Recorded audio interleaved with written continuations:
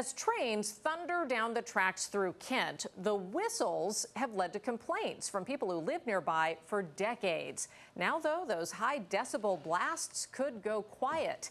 KOMO's Joel Marino is live in Kent tonight with the safety improvements that city officials say will bring an end to the noise. Joel.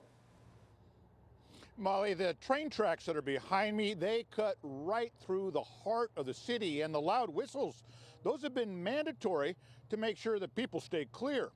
Well, the city of Kent has been investing millions of dollars so those ear-splitting alerts can finally stop.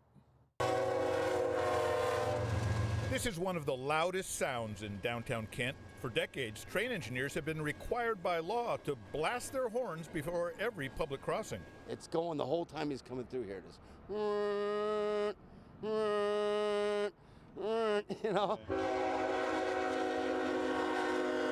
Lloyd Twilliger gets an earful, even in the middle of the night. The one, I know when he comes through at 3:30, I mean, he just lays it on. Now, silence is coming, or something close to it. The Federal Railroad Administration has approved a quiet zone through the heart of downtown. Train engineers will no longer have to sound their horns as they zoom past business districts and neighborhoods. The concern is around quality of life, whether it be sitting at a coffee shop in the middle of the day and having to stop your conversation because the train is going by, or that 3 a.m. train that goes through town and wakes up people all the way up the side of the hill. To qualify, Kent had to prove the crossings would remain safe.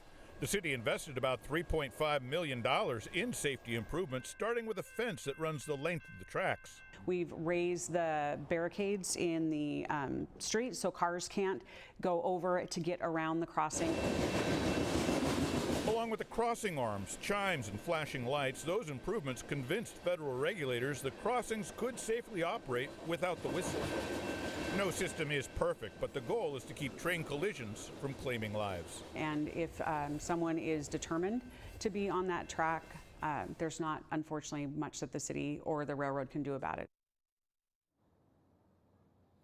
Now, with the federal approval, the train whistles, they stopped being mandatory in late August, although train engineers, they still have the discretion to sound their horns if they sense any danger on the tracks ahead.